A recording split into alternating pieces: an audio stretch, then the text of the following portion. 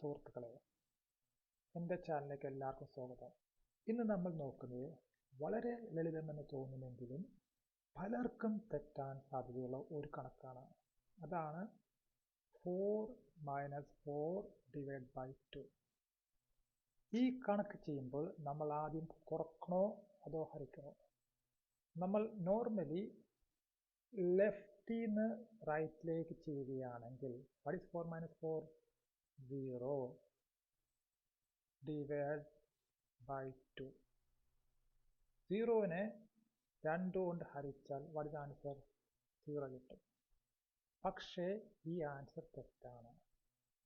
ഇത് നോർമലി എല്ലാവർക്കും സംഭവിക്കുന്ന മിസ്റ്റേക്കാണ്. അപ്പം നമ്മൾ എന്ത് ചെയ്യും?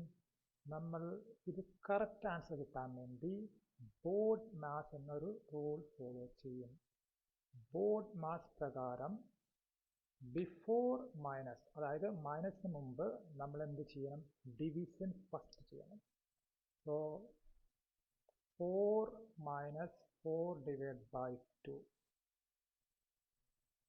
4-നെ 2 കൊണ്ട് ഹരിച്ചാൽ, അതായത് 4 / 2, what is the answer? 2 ആണ് ആൻസർ.